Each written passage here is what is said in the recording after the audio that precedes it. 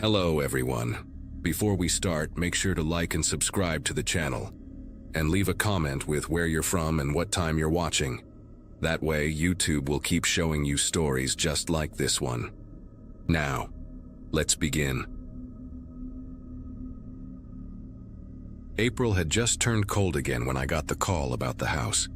My childhood home in Millbridge, Vermont, had been sitting empty for 18 months since Dad passed, and the lawyer said it was time to either sell or commit to the property taxes. I'd been avoiding it, honestly. The place held too many memories, and not all of them were the kind you want to revisit. But my apartment lease in Boston was ending, and I figured 2 weeks in Vermont wouldn't kill me. I could sort through decades of accumulated stuff, get the house ready for listing, and maybe find some closure. The drive up through New Hampshire felt longer than I remembered. The mountains pressing in on both sides of the highway, still patched with dirty snow even though it was late March. Millbridge hadn't changed much. Population 3,200, one stoplight, 3 churches, and a general store that doubled as the post office. The kind of place where everyone knows your business before you do. The house looked smaller than it did in my memories. The white paint had gone gray in patches, and the apple orchard behind the property had grown wild, branches tangled together like arthritic fingers reaching toward the sky. Dad had stopped maintaining it after Mom died in 2009. I'd been away at college then, and when I came back for the funeral, the orchard was already starting its slow surrender to nature. Now it looked like something out of a fairy tale, the kind that doesn't end well. I'd hired a local kid, Andrew Brennan, to help me haul stuff to the dump. His mom had been friends with my mom back in high school, and he needed money for community college. He showed up on Monday morning in a pickup truck that sounded like it was held together by prayer and duct tape. We started in the attic, where Dad had stored everything he couldn't bear to throw away. Boxes of Christmas decorations, old tax returns, my school projects from elementary school. It was going to be a long 2 weeks. The photo fell out of a water-damaged cardboard box labeled Kitchen Misk, in Mom's handwriting. I almost missed it, would have if the corner hadn't caught the light just right. It was a Polaroid. The colors faded to that weird orange-yellow tint they get after a few decades. 5 teenage girls stood in a line, arms around each other's shoulders, grinning at the camera. They were dressed in that unmistakable late 80s style, all big hair and acid-wash denim and neon windbreakers. I recognized Mom immediately. Second from the left, her dark hair permed into oblivion. She couldn't have been more than 16, maybe 17. The photo had been taken in front of our orchard. I could see the neat rows of apple trees in the background before they'd gone wild. Someone had written on the white border at the bottom in blue pen, "Summer 1987, best friends forever." I flipped it over. On the back, in different handwriting, were 5 names: Diane, Julie, Mom's name, Vanessa, and Christine. I'd never seen this photo before. Mom had hardly any pictures from her teenage years, said she didn't like having her photo taken back then. But here she was, looking genuinely happy, surrounded by girls I'd never heard her mention. I showed it to Andrew, who was wrestling with a box of old National Geographic magazines. He glanced at it and shrugged. "Looks like your mom had friends," he said. "That's the orchard, right?" Before it went crazy. I asked if he recognized any of the other girls, if their families still lived in town. He squinted at the photo, then pointed to the girl on the far right, a blonde with a prominent gap between her front teeth. That might be Christine Holloway. "There's still a Holloway family on Birch Road, but I don't know if they're related." He handed the photo back to me and went back to the magazines. Something about it bothered me, though, the way it had been tucked away in a random box, like someone had hidden it deliberately. That night after Andrew left, I sat at the kitchen table with a bottle of Dad's old whiskey and stared at those 5 smiling faces. Mom's smile looked different than I remembered it, more open, less weighted down by whatever had made her so quiet in her later years. The next morning, I drove into town with the photo in my jacket pocket. The Millbridge Public Library was in the same building as the town hall, a brick structure that smelled like old paper and floor wax.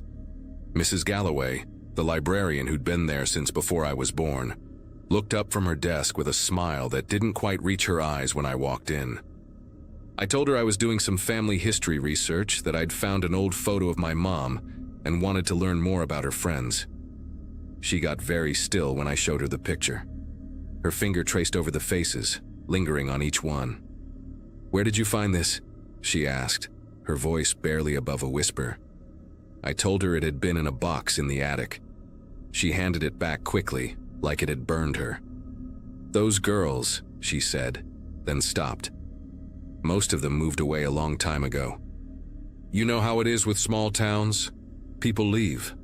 But there was something in the way she said it, something rehearsed, like she'd told this story before and had gotten good at making it sound casual. I pressed her, asked specifically about each name. Mrs. Galloway's jaw tightened. "Diane moved to California in 1988.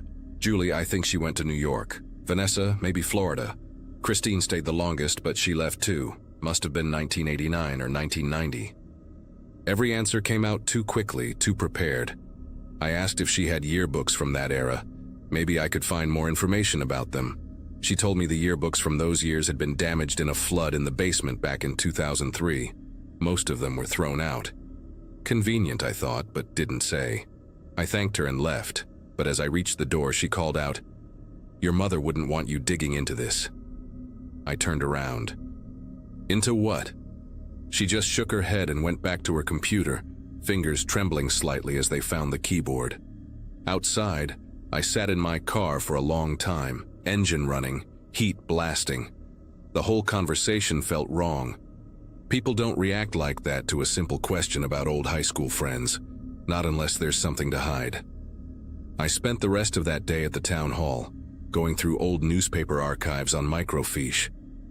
The Millbridge Gazette was a weekly paper, mostly local sports and town council meetings, but I figured disappearances would make the news. I searched every issue from 1987 through 1992. Nothing. Not a single article about missing girls, runaways, or disappearances. There were obituaries, sure, but none for anyone matching those names or ages. What I did find was strange in its absence. There were gaps in the papers, issues that should have existed but didn't. July 1987 was missing. October 1988 had 3 consecutive weeks gone. Spring of 1989, another gap. I asked the clerk about it, a young guy who clearly didn't care much about his job. He said sometimes issues got damaged or lost over the years, it happens, but the pattern felt deliberate. Those weren't random gaps.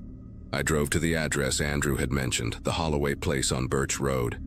It was a small ranch house with peeling yellow paint and a yard full of cars in various states of disrepair.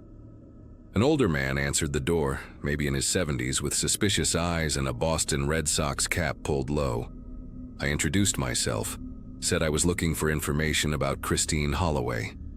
His face changed instantly, not sad, but angry. "You a reporter?" he asked, his hand tightening on the doorframe. I told him no, that I was just trying to learn about my mom's old friends. He stared at me for a long moment, then said, "Christine ran away in 1989. Took off in the middle of the night, didn't leave a note, nothing. Police said she was 18, free to go where she wanted. End of story." But his voice cracked when he said her name. I asked if he'd ever heard from her after she left. He shook his head. "Not a word in 36 years. Her mother died thinking Christine hated us. You want to know the truth? The truth is this town let her disappear and nobody gave a damn." He started to close the door, then stopped. "Your uncle was the police chief back then, Harold Weaver. He told us Christine was a troubled girl, that she'd probably gone to find herself in some city somewhere. He said we should let it go, that she'd come back when she was ready. We believed him." The door shut in my face before I could respond. Uncle Harold. Mom's older brother, the one who died of a heart attack when I was 12. I barely remembered him, just a stern man in a uniform who showed up at family holidays and didn't smile much. When I got back to the house, Andrew was loading broken furniture into his truck. I asked him if he knew anything about girls disappearing in the late 80s. He stopped mid-lift, an old chair suspended in his arms. "My mom mentioned something once," he said slowly. She said there were some girls who left town back when she was in high school. But she got really weird when I asked about it, told me it was ancient history and I should focus on my own life. He set the chair down. Why are you asking? I showed him the photo again, explained what I'd learned. He looked uncomfortable. Look, I need this job, but I don't want to get involved in something that's going to piss off the whole town. My family lives here. I told him I understood, that he didn't have to help me with this part. But then he said something that made my chest tighten. There's an old storage unit out by Route 7. Police department used to keep evidence there before they built the new station. My uncle works maintenance for the facility. He said most of the old units haven't been touched in decades. If your uncle kept anything, it might still be there. That night I couldn't sleep. I kept thinking about Mom, about how quiet she'd been my whole life, how she never talked about her childhood or her friends, how she'd sometimes stare out at the orchard with this look on her face, like she was seeing something that wasn't there anymore. I'd always assumed she was just sad about getting older, about how time changes things. But now I wondered if she'd been carrying something heavier. Around 2 in the morning, I gave up on sleep and went down to the kitchen. The house made different sounds at night, creaks and groans I'd forgotten about. I made coffee and sat at the table with my laptop, searching for any information I could find about the other girls. Diane, Julie, Vanessa. Nothing came up. No social media profiles, no obituaries, no marriage records, nothing. It was like they'd been erased. 5 girls in one photo, and 4 of them had vanished without leaving a single digital footprint. In a world where everyone exists online in some form, that kind of absence isn't accidental. Somebody had worked very hard to make sure these girls stayed gone, at least on paper. I thought about Uncle Harold, about his position of authority, about how easy it would be for a small-town police chief to make inconvenient questions disappear along with inconvenient people. The storage facility was a depressing row of metal units behind a chain-link fence, the kind of place that rents month to month and doesn't ask questions. Andrew's uncle, a heavy-set man named Don with nicotine-stained fingers, met me there on Wednesday morning. I told him I was looking for some of my uncle's old police files for a family history project. He didn't seem to care either way. Unit 23, he said, handing me a key that looked like it hadn't been used in years. Haven't seen anyone access that one since before I started working here, and that was 2007. You find anything valuable? The department technically still owns it. The unit smelled like mildew and rust when I rolled up the door. Boxes were stacked to the ceiling, most of them labeled with case numbers and dates. I started pulling them down, searching for anything from 1987 to 1990. Most of it was routine stuff, traffic violations, petty theft reports, one domestic dispute case. Then, in a box marked MISC 1988-1989, I found a folder that made my hands go numb. It was labeled Informal Investigations in Uncle Harold's handwriting. Inside were newspaper clippings from other states, articles about unidentified remains found in rural areas. He'd circled certain details in red pen, details about age, gender, approximate time of death. There were also Polaroids, dozens of them, taken in the orchard behind my house. They showed disturbed earth, areas where the ground had clearly been dug up and refilled.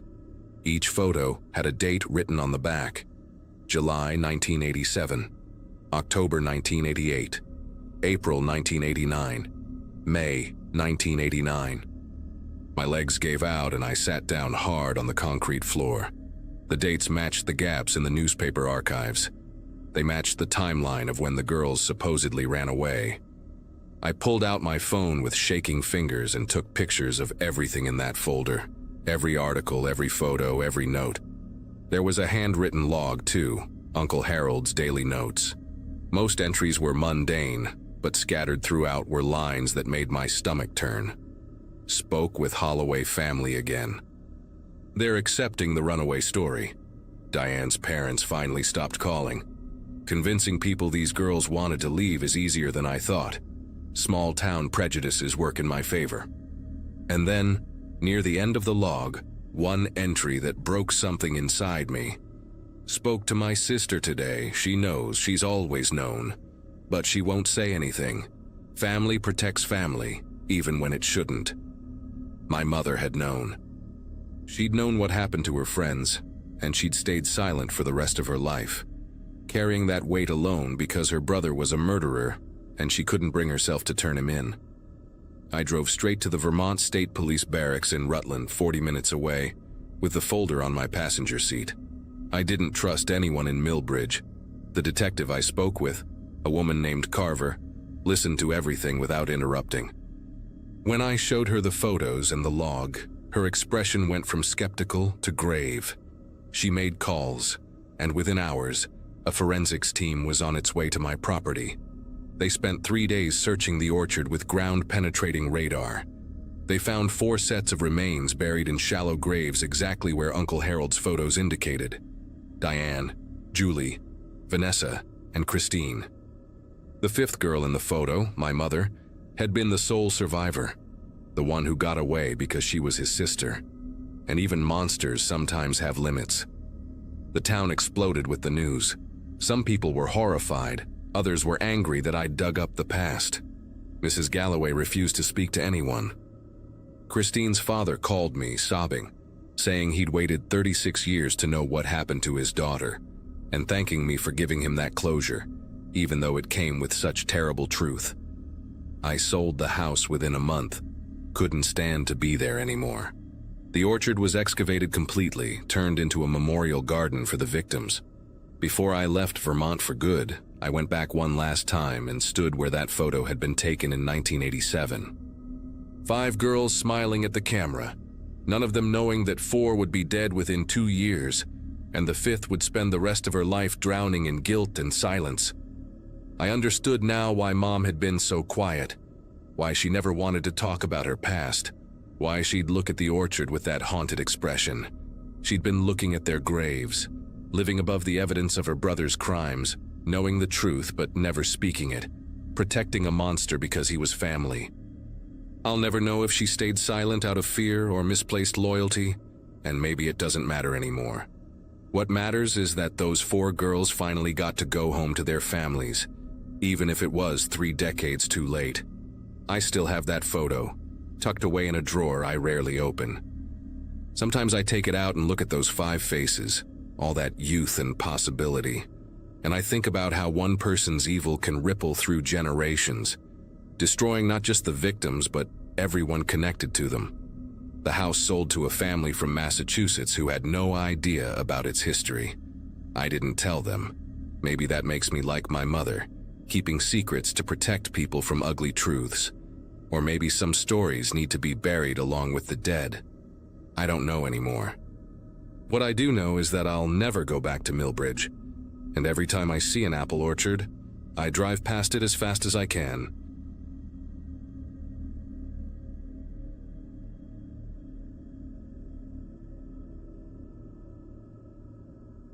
People always ask why I became a journalist, and I usually give them some noble answer about truth and accountability. The real reason is simpler and darker than that. It started the day I came home to Cypress Bend, Louisiana to pack up my father's house after his funeral. Dad had been the town clerk for 40 years before retiring in 2014, and he'd kept everything. Every document, every file, every scrap of paper that passed through the municipal building ended up in our garage or attic. My older sister Kathleen refused to deal with it, said she had 3 kids and a husband to worry about, so the job fell to me. I'd just turned 36 the week before Dad died. No wife, no kids, just a decent job at a newspaper in Atlanta covering city council meetings and zoning disputes, the kind of stories that put people to sleep.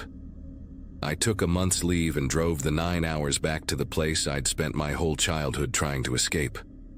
The house looked smaller than I remembered, the way childhood places always do.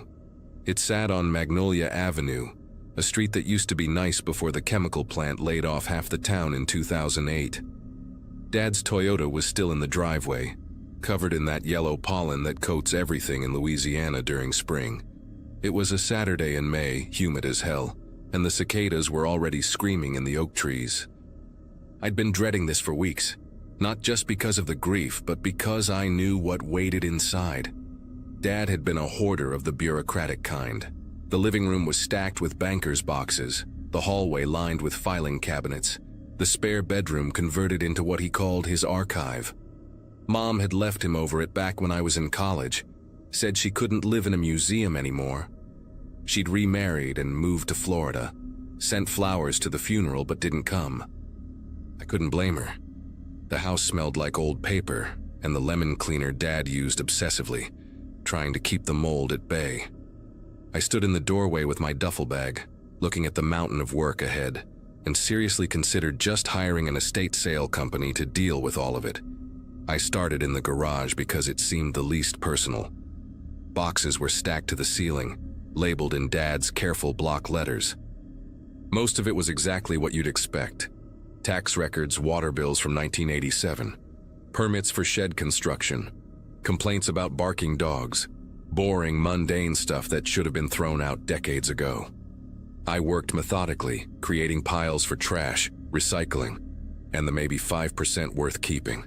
By noon, I was covered in dust and spider webs, my back aching from bending over boxes. I'd filled 6 garbage bags and barely made a dent. That's when I found them, pushed way back in the corner behind a rusted lawnmower and some old paint cans. 4 boxes, sealed with packing tape that had gone brown and brittle with age. The labels were different from Dad's usual style, written in black marker, hurried and uneven. Flood Relief 93, do not open. The thing is, I remembered 1993. I was 7 years old when the flood hit. School got canceled for 2 weeks, and we had to stay with my aunt in Baton Rouge because water came up to our porch steps. It was the biggest disaster in Cypress Bend's history, the whole downtown underwater, people living in the high school gymnasium for months. But what struck me standing in that garage was the second part of the label. Why would Dad write, "Do not open," on relief documents? I pulled one of the boxes out, the cardboard soft with moisture damage despite being sealed. It was heavier than I expected. I carried it to Dad's workbench and grabbed a utility knife from the pegboard. My journalist instincts were kicking in now, that familiar buzz I got when something didn't add up. I cut through the tape, and the smell hit me first. Old paper, but also something else, something chemical and wrong. Inside were files, hundreds of them, organized with the same precision Dad brought to everything. But these weren't relief documents. They were missing persons reports. Dozens of them, maybe 50 or 60 in just this one box. Each form was the official kind, the Louisiana State Police template with the seal at the top. But someone had stamped them all with red ink. Not processed. I pulled one out at random. A woman named Gloria Thibodeau, 41 years old, last seen at her home on Riverside Court on Wednesday, June 9, 1993.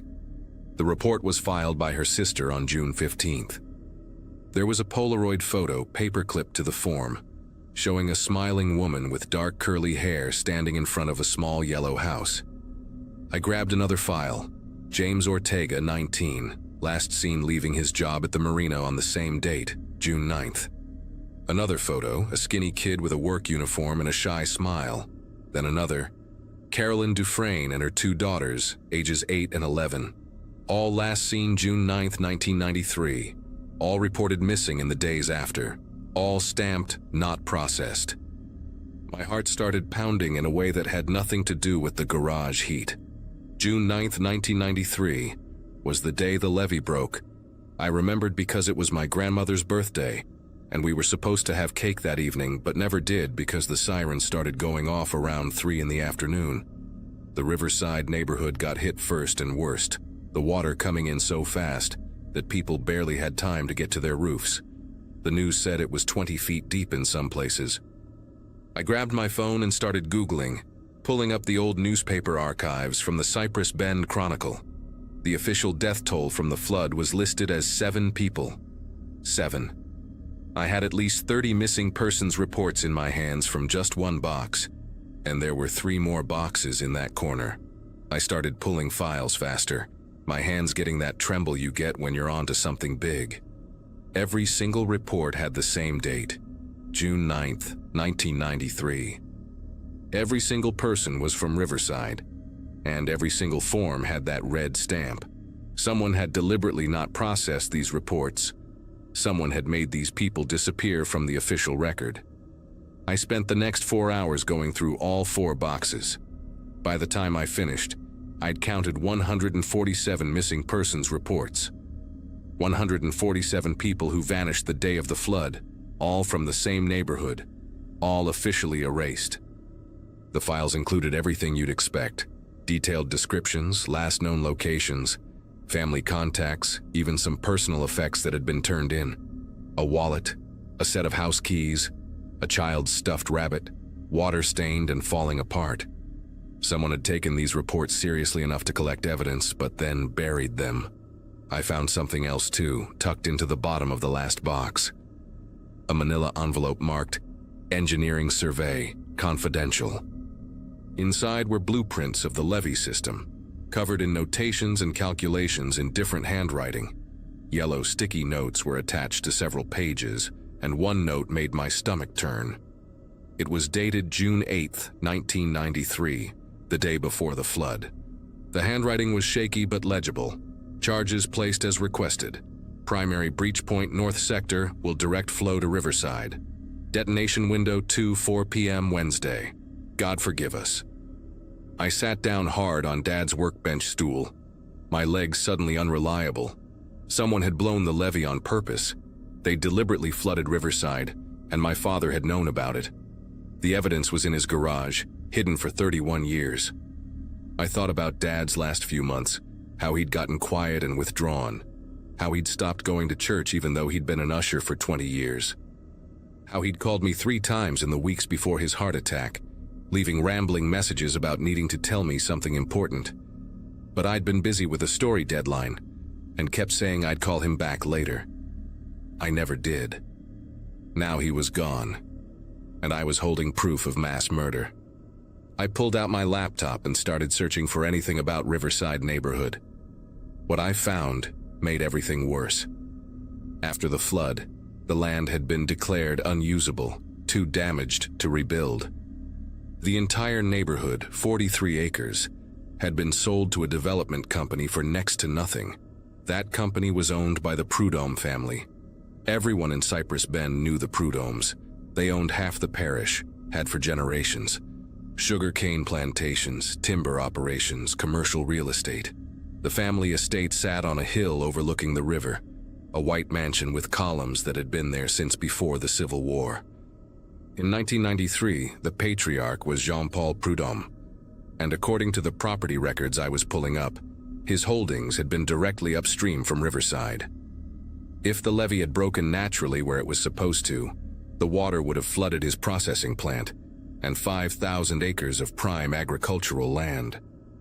But by breaching it at the north sector instead, the water got diverted away from his property and straight into Riverside, a poor neighborhood where most people rented, where nobody had the money or connections to fight back. I found a photo from the Chronicle dated June 11, 1993, showing Jean-Paul touring the flood damage with the governor. He looked concerned in that practiced way rich people do, wearing rubber boots that probably cost more than most people's rent. The caption mentioned his generous donation to the relief fund. Blood money. I couldn't stay in that garage anymore. I loaded all 4 boxes into my car, then went back for the engineering documents.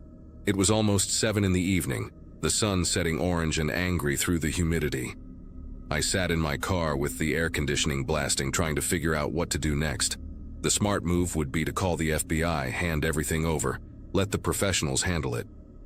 But I'd been a journalist long enough to know how these things went. The Prudhommes had money, real money, the kind that bought lawyers and politicians and made evidence disappear. Jean-Paul was dead now, had been for a decade, but his son Olivier ran the family business and sat on every important board in the parish. One phone call from him and this whole thing could get buried again, just like Dad had buried it. No, I needed to document everything first, build an airtight case, and then go public in a way that couldn't be ignored. I drove to the one place in Cypress Bend I knew would have the records I needed, the parish courthouse. The building was closed, but I'd grown up in this town and knew things tourists didn't. The records room had a separate entrance in the back, and the night security guard was Billy Fontaine, who'd been 2 grades ahead of me in school. I knocked on the maintenance door until he opened it, looking annoyed until he recognized me.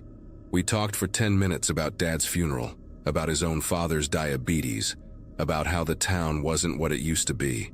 Then I told him I needed to look at some property records for a story I was writing, and he let me in without asking questions. Small town courtesy, the kind that can save you or destroy you depending on who's watching. I spent 3 hours in that records room, photographing everything. Deeds, tax assessments, water management reports, environmental surveys. I found the original engineering specifications for the levee, which showed the north sector was actually reinforced concrete, the strongest point in the entire system. For it to fail there naturally would have been nearly impossible. I found insurance claims too, dozens of them, all denied because flood insurance didn't cover acts of God back then. People lost everything and got nothing. The last thing I found was a memo dated June 15, 1993, from the Parish Emergency Management Office to all local law enforcement. It ordered them to halt processing of any missing persons reports from Riverside until further notice, citing the need to avoid premature panic and allow time for thorough rescue operations.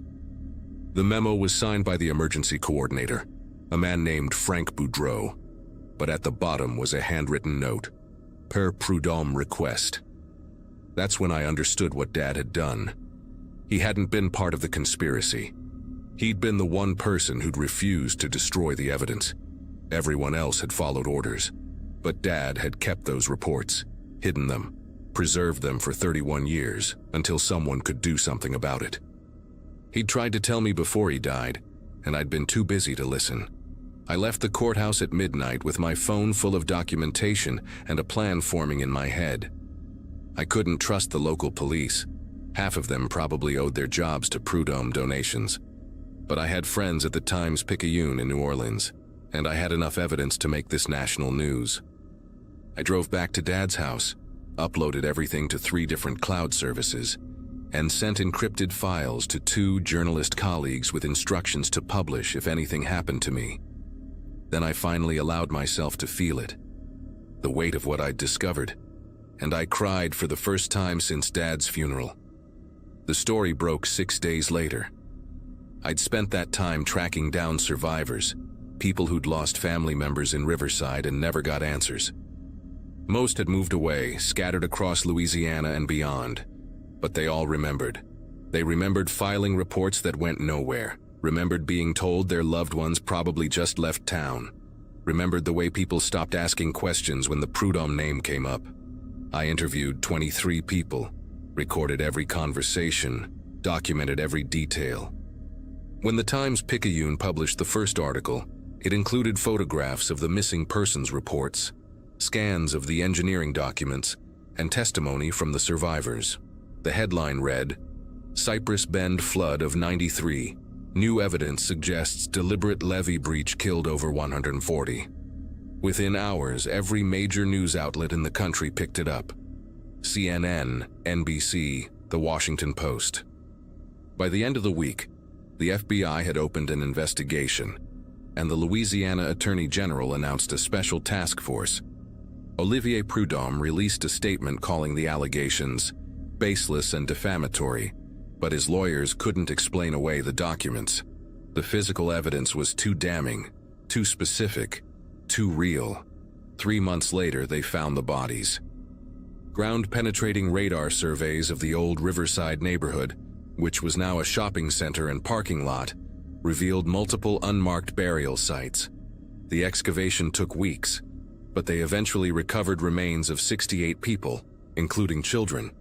DNA testing confirmed their identities matched names from Dad's missing persons reports. The medical examiner determined most had drowned, but some showed signs of blunt force trauma, suggesting they'd been caught in the initial blast when the levee was breached. Olivier Prud'homme was indicted on charges of obstruction of justice and conspiracy to conceal evidence.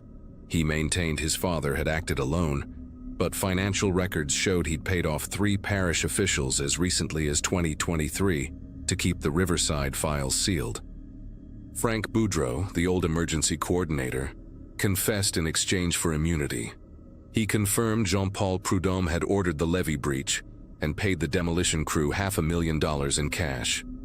The crew members were dead now, conveniently all of natural causes over the past decade. But Boudreau's testimony was enough. The trial starts next month, and I'll be there to cover every minute of it. I still live in Cypress Bend now. Quit my job in Atlanta and took a position at the Chronicle, the same paper that once published puff pieces about Jean-Paul's charity work. They made me investigative editor, gave me full freedom to dig into whatever stories the town tried to bury. Kathleen speaks to me again, said she's proud of what I did, even if it means the family name is complicated around here. Some people treat me like a hero, others won't make eye contact at the grocery store. The Prudhommes still have friends, still have money, still have power, but they don't have silence anymore. Dad's house sold last month, and I used part of the money to help fund a memorial for the Riverside victims. It's a simple granite wall with all 147 names engraved, located on the only piece of the old neighborhood that wasn't developed, a small park by the river. At the dedication ceremony, survivors came from all over the country. They touched the names, cried, finally had a place to grieve. I think about Dad standing in that garage looking at those boxes year after year, carrying the weight of what he knew and couldn't fix. He did what he could with what he had, and in the end, that was enough. The truth came out, even if it took 31 years and his death to make it happen. Sometimes justice is just someone refusing to let the world forget.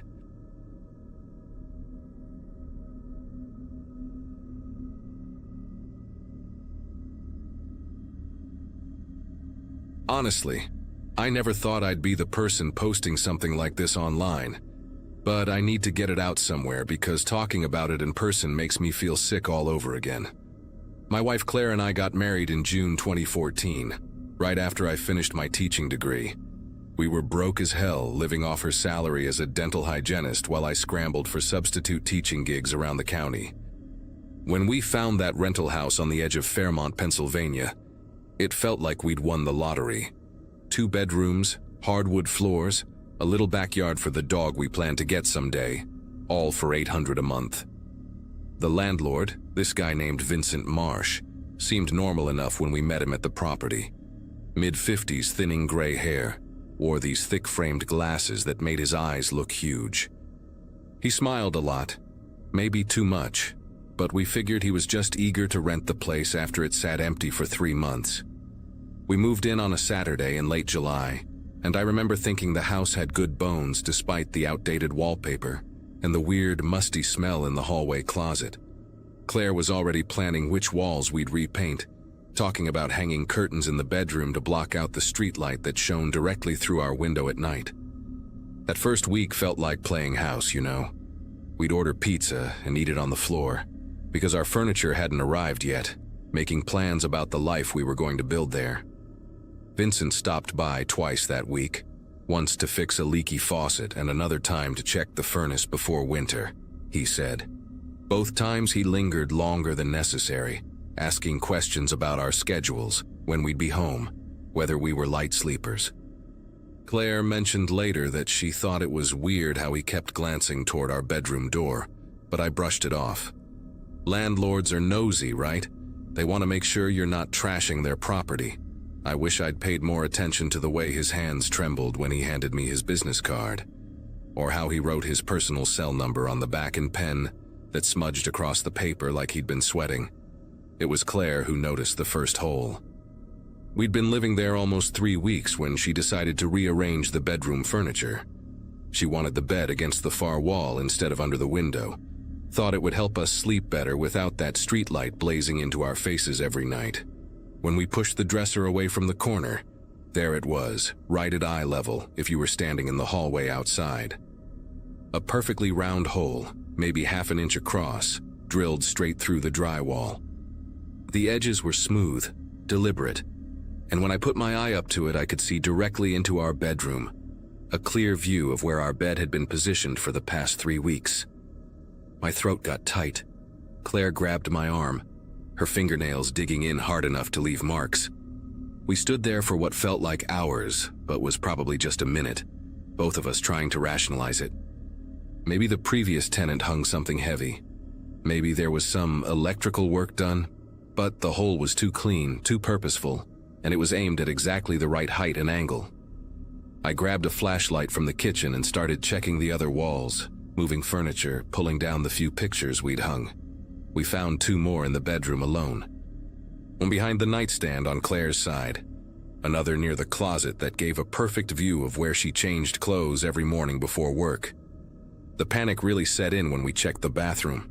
I had to move the towel rack to find it, but there it was.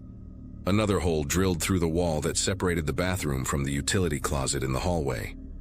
This one was positioned to see directly into the shower. Claire started crying, the kind of crying where you can't catch your breath, and I felt this rage building in my chest that made my vision blur at the edges. We'd been showering there for 3 weeks. We'd been sleeping there, changing there, doing everything married people do in the privacy of their own home. I wanted to punch something, wanted to drive straight to Vincent's house and drag him out by his collar, but Claire begged me to call the police first. She was shaking so badly I had to dial the number for her. When the dispatcher answered, I tried to explain what we'd found, but the words came out jumbled and probably didn't make much sense. The dispatcher kept asking if we were in immediate danger, if someone was in the house right now, and I kept saying no, but yes. Someone had been watching us. Someone had violated us in a way I couldn't even articulate. They said they'd send an officer over within the hour. That hour felt like a decade. While we waited, I couldn't just sit there. I went into the hallway closet, the one with that musty smell we'd never bothered investigating, and started pulling out the boxes of Christmas decorations and old paint cans the previous tenant had left behind. At the back of the closet, behind a sheet of plywood leaning against the wall, I found the access panel to the crawl space above the first floor. The panel wasn't screwed in like it should have been. It just lifted right off. I grabbed a chair from the kitchen, boosted myself up, and shone the flashlight into the darkness above. What I saw made my stomach turn inside out. There were wires everywhere, thin black cables running along the ceiling joists like veins, all converging toward a central point above our bedroom. I followed them with the flashlight beam and found a small metal box bolted to a beam, about the size of a lunchbox, with more wires feeding into it from different directions. Some of the cables disappeared into holes drilled down through the ceiling, positioned exactly where we'd found the holes in the walls below. I'm not an electrician, but I knew enough to recognize that this wasn't original wiring. This was new, maybe a few months old based on how clean the plastic coating looked. Claire called up to me asking what I'd found, but I couldn't form words. I just climbed down and showed her the pictures I'd taken on my phone. Her face went completely white. The officer who showed up was young, couldn't have been more than a year or 2 out of the academy.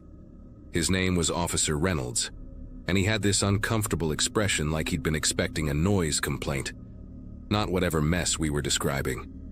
He looked at the holes, took some pictures with the department camera, then asked if he could see the crawl space.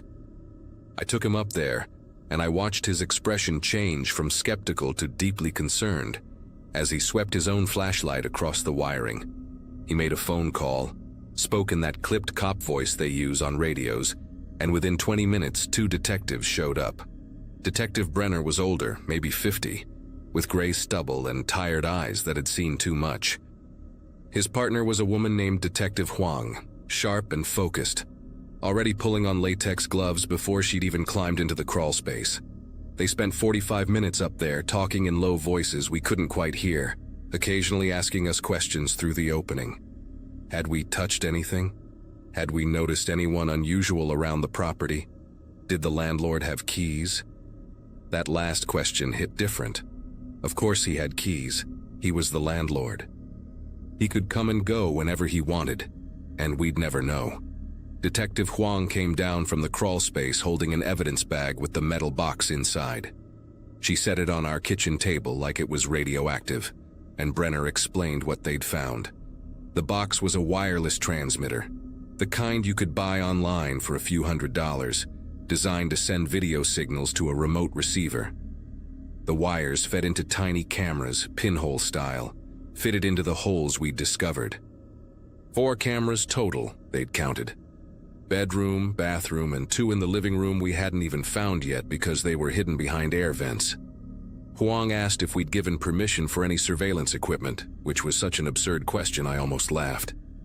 Then Brenner asked for Vincent's contact information, and I handed over that business card with his smudged cell number. They tried calling him right there in front of us. It rang 6 times and went to voicemail. Brenner left a message, professional and calm, asking Vincent to call back regarding an urgent matter at the property. We all knew he wouldn't call back. You could see it in the way the detectives looked at each other. That silent communication cops develop after working together long enough. Huang asked if we had anywhere else to stay tonight. The way she said it, like it wasn't really a question, made it clear we shouldn't be sleeping there. We ended up at Claire's parents' house in Harrisburg, about an hour away. Her mom kept trying to make tea and asking if we were hungry, doing that thing parents do when they don't know how to fix something, so they offer food instead. Claire's dad just sat there looking furious, his jaw clenched so tight I thought his teeth might crack. I couldn't sleep that night. Every time I closed my eyes, I saw that metal box, those wires, Vincent's huge eyes behind those thick glasses staring at footage of us in our most private moments. How long had he been watching?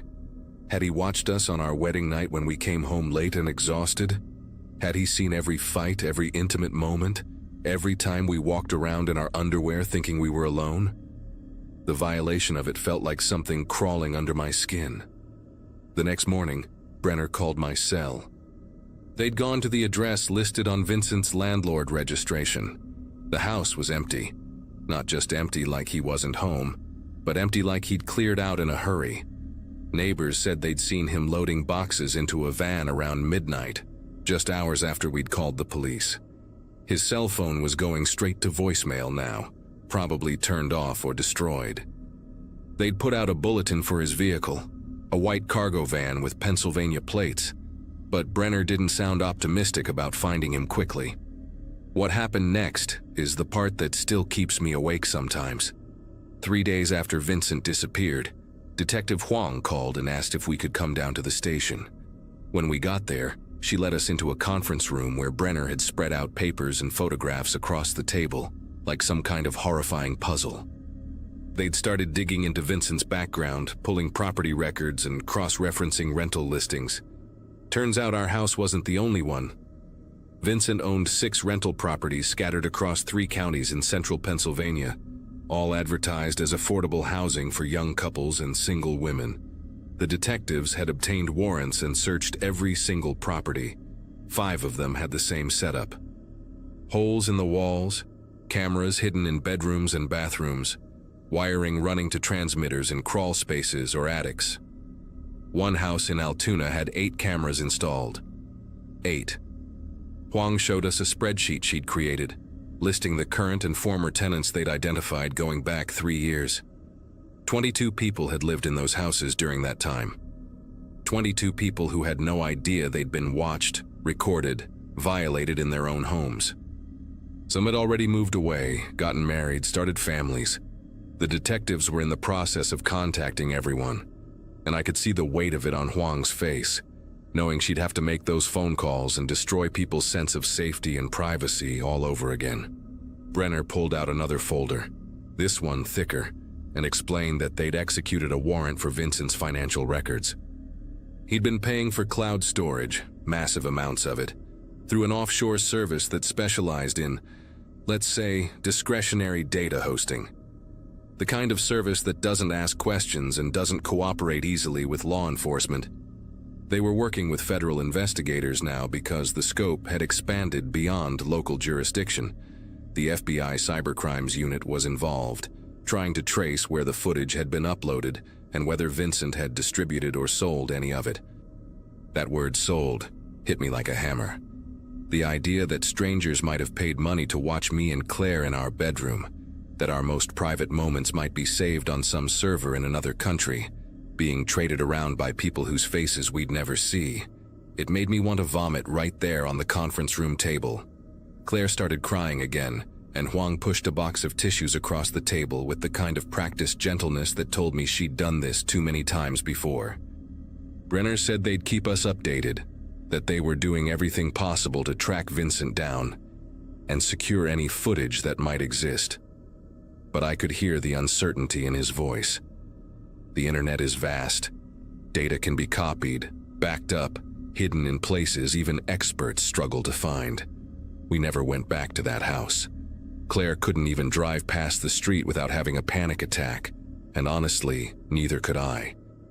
We broke the lease, which legally we probably didn't have to do given the circumstances, but I didn't want to spend another second tied to anything Vincent owned. We moved into a cramped apartment in Harrisburg, closer to Claire's work and her family, a place with new construction and walls we could verify were solid all the way through. I became obsessive about checking for cameras. Every hotel room, every Airbnb, even bathrooms at friends' houses, I'd find myself scanning the walls and ceilings, looking for tiny holes or unusual objects positioned at weird angles. Claire started seeing a therapist who specialized in trauma. She'd come home from sessions exhausted and raw, and some nights she'd just sit on the couch staring at nothing while I made dinner neither of us wanted to eat.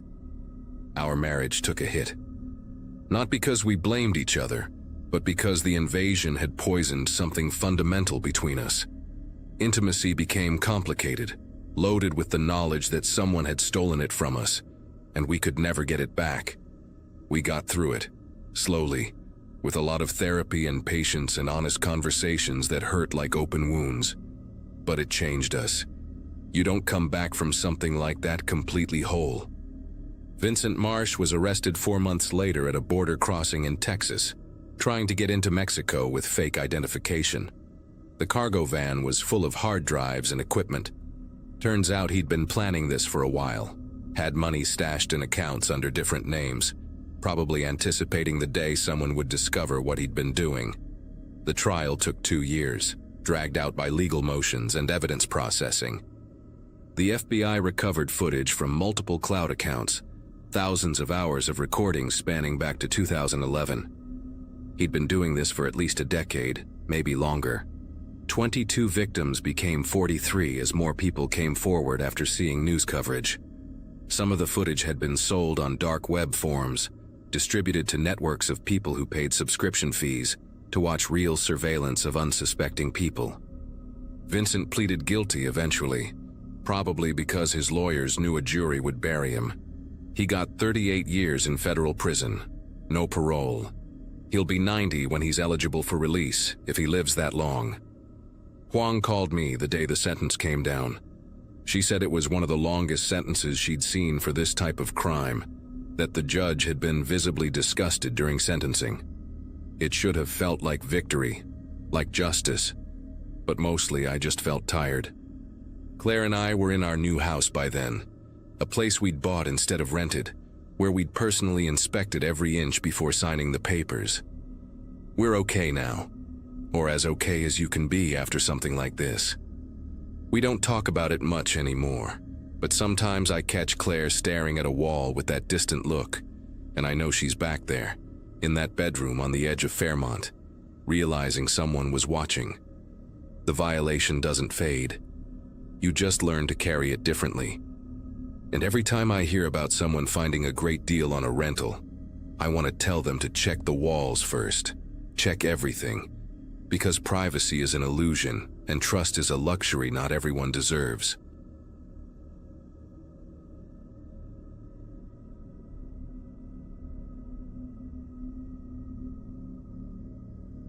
Teaching 5th grade in Dalton felt like the kind of quiet life I needed after the chaos of my divorce 2 years prior. The town had maybe 8,000 people, tucked between the mountains in northwest Georgia, where everyone knew everyone and Sunday service at Covenant Fellowship wasn't optional if you wanted to fit in.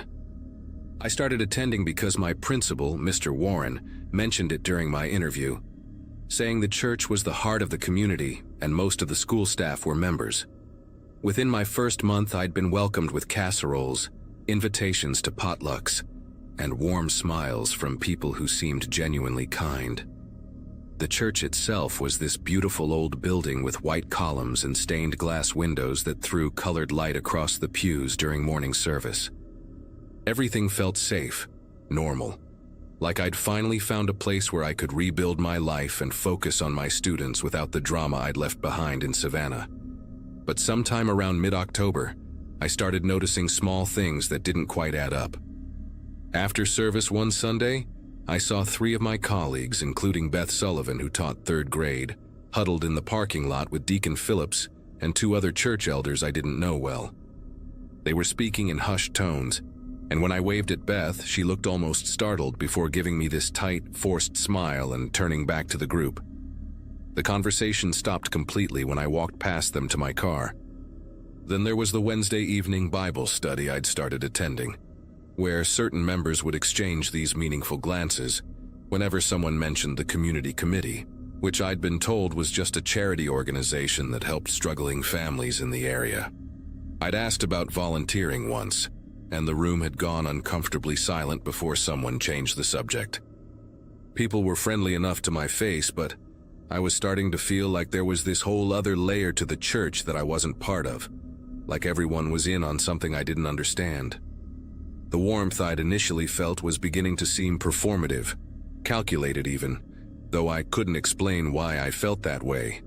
The thing that really kicked everything into gear happened on a Monday morning in late October. I arrived at school to find out that Beth Sullivan had resigned effective immediately. No 2 weeks' notice, no goodbye, nothing. Her classroom was already being packed up by the janitor, and when I asked Mr. Warren about it, he got this weird look on his face and said Beth had personal matters to attend to and had moved out of state to be with family. But here's the thing that made my stomach turn. I'd had coffee with Beth just 3 days earlier, on Friday afternoon, and she'd been excitedly planning her classroom Halloween party. She'd shown me the decorations she'd bought, talked about how her kids were going to love the costume contest, and mentioned she was hosting Thanksgiving at her house this year for the first time. She didn't seem like someone about to uproot her entire life. I tried calling her cell phone during my lunch break, and it went straight to a disconnected number message. Her Facebook page was gone. It was like she'd been erased. I couldn't stop thinking about it for the rest of the week. During Wednesday evening service, I noticed Beth's usual seat in the 4th pew was occupied by a family I'd never seen before, like the congregation had just moved on without missing a beat. After the service ended, I approached Deacon Phillips and asked if he knew how to reach Beth, saying I wanted to send her a card or something. The way his expression shifted made my chest tighten. He put his hand on my shoulder, this gesture that probably looked comforting to anyone watching, but his grip was firm enough to feel like a warning. He told me that Beth had made her choice, and it was best to respect her privacy and focus on my own responsibilities here. The way he emphasized here felt deliberate, pointed. When I mentioned that her phone was disconnected, he just smiled and said sometimes people need to make clean breaks, then walked away before I could ask anything else. That night, lying in bed, I kept replaying the conversation and realizing he'd never actually answered my question about how to contact her. Nobody had.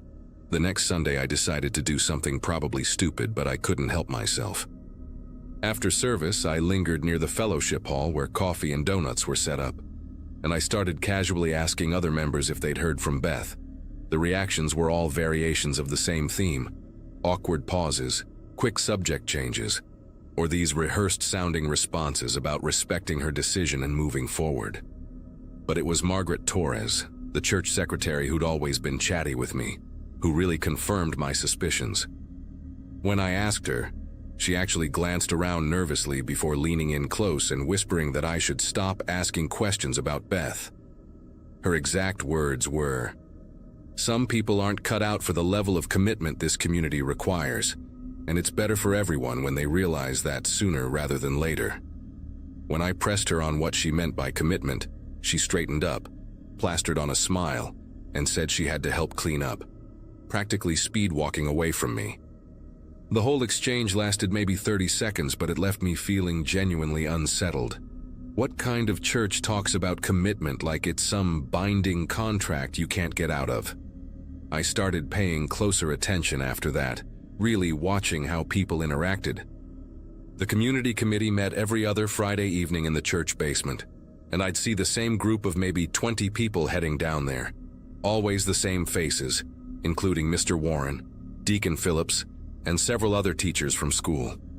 They'd stay for exactly 2 hours, and when they came back up, they always looked serious, purposeful, like they'd just attended some important business meeting, rather than a charity planning session. One Friday in early November, I made an excuse about leaving my sweater in the sanctuary and doubled back after everyone thought I'd left.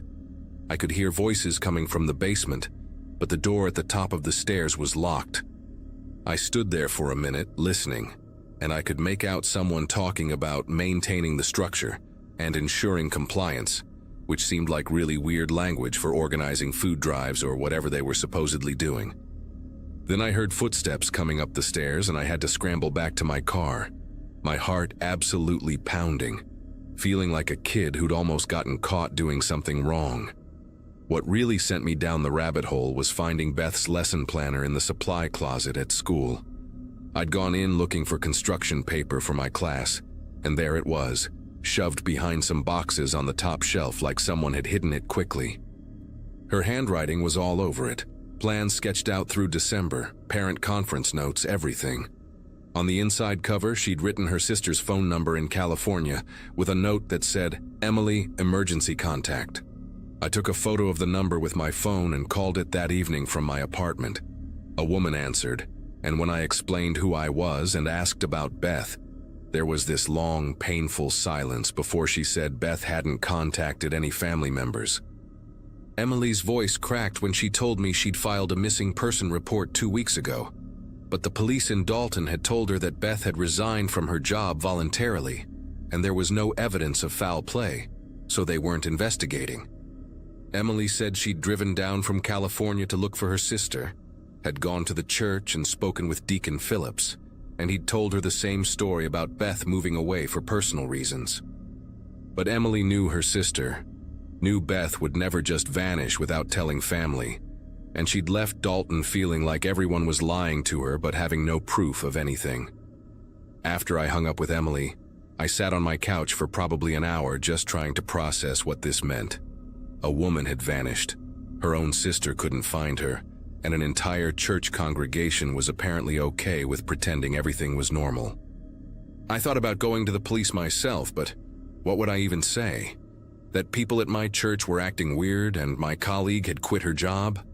There was nothing concrete, nothing illegal that I could point to. The next day at school, I noticed Mr. Warren watching me more closely than usual during the staff meeting. When it ended, he asked me to stay behind, and once everyone else had filed out, he closed the door and sat on the edge of his desk in this casual way that somehow made the whole thing feel more threatening. He asked how I was adjusting to the community, if I felt welcomed at church, and then he said he'd heard I'd been asking a lot of questions about Beth Sullivan. The way he looked at me when he said it made my mouth go dry. I tried to play it off, said I was just concerned about a friend, but he cut me off and said that sometimes curiosity can make a person's life more complicated than it needs to be. Those were his exact words. Then he smiled, told me he was sure I understood, and suggested I focus on being a positive presence for my students, rather than dwelling on people who'd chosen to move on. That conversation scared me more than anything else had up to that point, because it meant they knew I was digging, and they were watching me. I decided to back off for a while, attend church like normal, smile and nod, and pretend everything was fine. But I also started documenting things, writing down dates and names and strange interactions in a notebook I kept hidden in my apartment. 2 weeks later, on a Wednesday evening, I got a knock on my door around 8 at night. When I looked through the peephole, I saw Deacon Phillips standing there with 2 other men from the community committee, both wearing suits despite the late hour. My entire body went cold. I considered not answering, but my car was parked right outside, and all the lights in my apartment were on, so they obviously knew I was home. When I opened the door with the chain still latched, Deacon Phillips gave me that same unsettling smile and said they'd like to talk to me about joining the community committee. He said I'd shown such dedication to the church and the school that they felt I'd be a perfect addition to their organization. The way he phrased it didn't sound like an invitation, it sounded like an inevitability. I told them through the gap in the door that I appreciated the offer, but I was still fairly new to the area and wanted to settle in more before taking on additional commitments. One of the other men, someone whose name I didn't know but who I'd seen at every service, stepped closer and said that membership in the committee wasn't really optional for people who were serious about being part of the Covenant Fellowship community. He said it in this matter-of-fact tone, like he was explaining simple math to a child. Deacon Phillips added that everyone at the church who held any position of influence or respect was part of the committee, and that my principal, Mr. Warren, had specifically recommended me. He said they had a special initiation meeting this coming Friday, and they'd expect to see me there at 7 in the evening.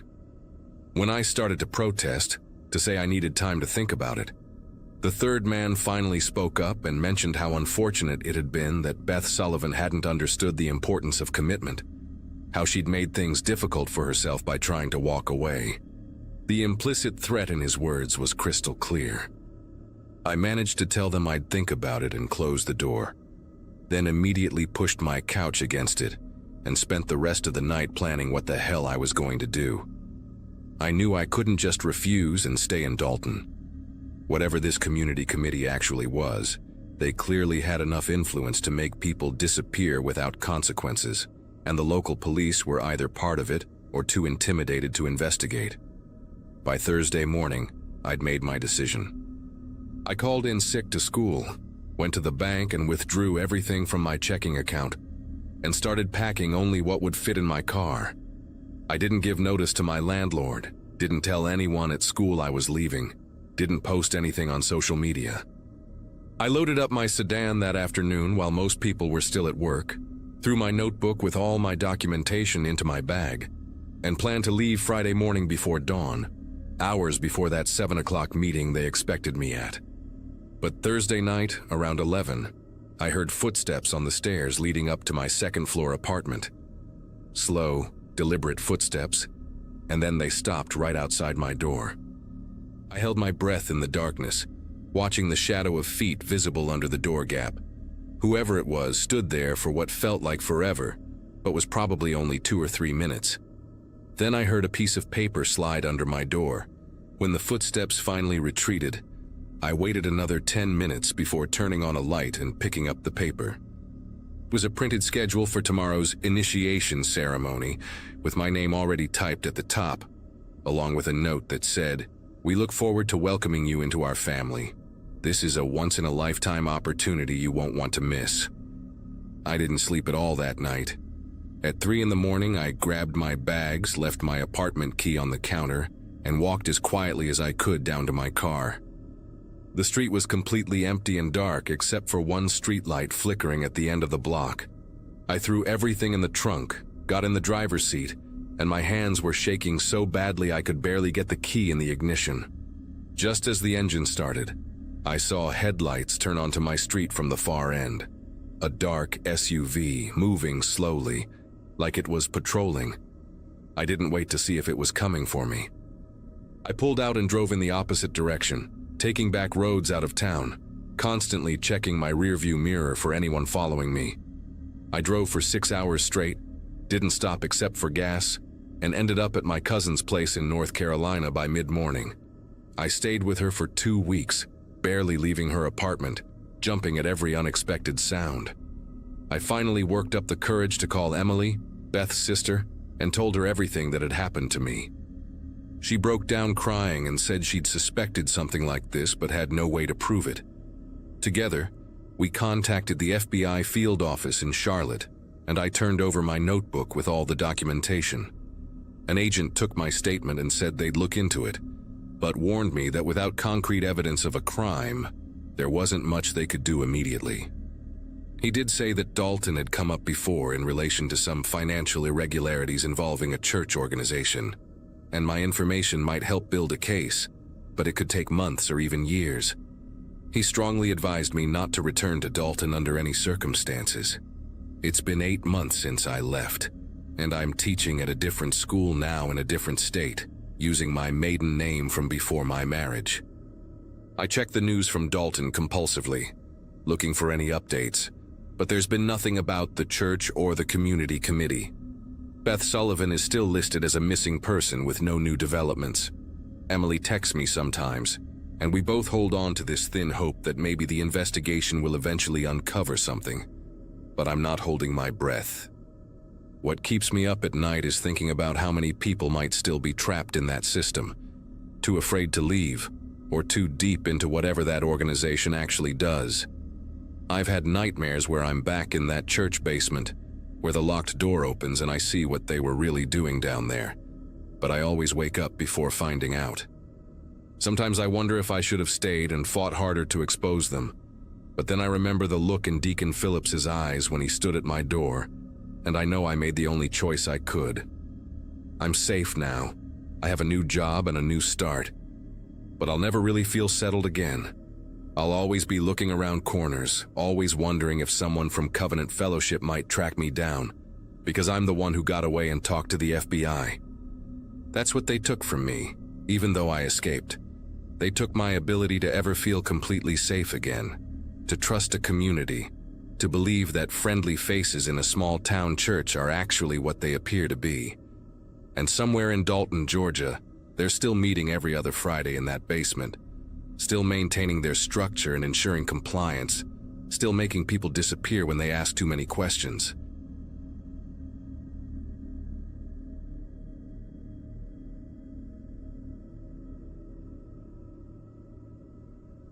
Everyone wants the full story, but here's the thing. I can't give it to them. The detectives, the therapists, my own parents sitting across from me with those desperate eyes, they all want this clean narrative with a beginning, middle, and end. What I've got instead are these jagged pieces of memory that don't fit together right, like a puzzle someone threw against a wall. What I can tell you is where it started. A Friday night in September, me and 4 friends driving out to some abandoned trailer park off Highway 56 because we were 17 and stupid and thought we were invincible. My buddy Josh had been going on about this place for weeks, saying his older brother told him squatters had turned it into some kind of commune, the kind of place where people went to disappear on purpose, he said, which should have been our first clue to stay the hell away. But when you grow up in a Kansas town where watching wheat grow counts as entertainment, an abandoned trailer park 12 miles outside town sounds like the most interesting thing that's happened all year. I remember climbing into Josh's pickup that night, the 5 of us passing around cheap vodka, laughing about nothing, completely unaware we were driving towards something that would break us all in different ways. The trailer park sat at the end of a dirt road that carved through an old cornfield, the kind that had been left to rot into these tall, dried-out husks that scraped against the truck as we drove through. Someone had spray-painted a crooked arrow on a rusted mailbox where we turned off the highway, pointing us deeper into nowhere. When Josh's headlights finally swept across the clearing, I counted maybe a dozen trailers arranged in this weird circle, most of them sagging on one side or covered in thick vines that made them look like they were being swallowed by the earth. The whole place had this carnival after dark feeling, like something that was supposed to be fun once but had turned into something else entirely. We sat there in the truck for a minute after Josh cut the engine, and that's when I heard it, this low mechanical hum coming from somewhere in the darkness. A generator, I realized, which meant someone was using electricity out here. Amber, Josh's girlfriend, said maybe we should just go, that if people were actually living here we were trespassing. But Josh was already laughing it off. He said anyone squatting in a place like this wasn't going to call the cops on some teenagers. Kevin had his door open before any of us could argue further, flashlight already on, heading toward the nearest trailer like he owned the place. The rest of us followed because that's what you do when you're 17. You follow your friends into the dark, even when every instinct you have is screaming at you to run. The first trailer Kevin approached had its door hanging open, swaying slightly in the wind. He stepped inside and we heard him moving around, his footsteps creaking on what sounded like rotted floorboards. When he came back out, he said it was empty, except for some old furniture and needles scattered everywhere. The kind with the orange caps that you see in documentaries about the opioid crisis. Josh made some joke about junkies and we moved to the next trailer, then the next, finding more of the same. Stripped mattresses, broken glass, that sour smell of mildew and something worse underneath. Stephanie hung back near the truck, her arms wrapped around herself even though it wasn't cold. She kept saying she wanted to leave, that this place felt wrong, but nobody really listened to her. We were too busy trying to act braver than we felt, shining our flashlights into dark corners and daring each other to go deeper into the trailers. It was Josh who noticed the trailer at the far end of the circle looked different from the others. Newer, or at least better maintained. The windows had curtains, actual curtains, not just sheets, and there was a concrete block serving as a front step. No vines growing up the sides. That generator sound was louder near this one, definitely coming from underneath or behind it. Kevin said we should check it out and Josh agreed immediately, like this was some kind of adventure game and we were collecting points. I remember my heart was pounding harder than it should have been, this animal part of my brain sending up warning flares, but I followed anyway because the alternative was standing alone in the dark. We approached the trailer slowly, and that's when I noticed the door wasn't just closed. It had a deadbolt on the outside. A big industrial one, the kind you'd use on a storage unit, installed where someone inside couldn't reach it. Josh touched it and the metal was new. No rust like everything else in this place. Amber asked why anyone would lock a trailer from the outside and nobody had an answer that made sense. Kevin tried the door anyway and it swung open. Unlocked, and the smell that came out was like nothing I'd ever experienced. Chemical and sweet at the same time, with this underlying rot that made my eyes water. The inside was dark except for a faint blue glow coming from somewhere in the back. We stood in the doorway, none of us wanting to be the first one to step inside, and that's when we heard it. A sound like fabric dragging across floor, coming from deeper in the trailer. Something or someone was in there with us, moving in the darkness. Josh shined his flashlight toward the sound, and the beam landed on a figure slumped against the far wall, a woman maybe in her 20s or 30s. It was hard to tell.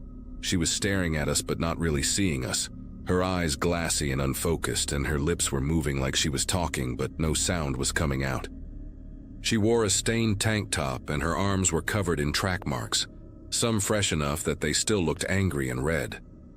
Kevin started backing up immediately, saying we needed to get out of there, that this was someone's shooting gallery and we were going to get in serious trouble. But Amber moved forward instead, asking the woman if she was okay, if she needed help. The woman's head lolled to the side, and she made this wet clicking sound in her throat.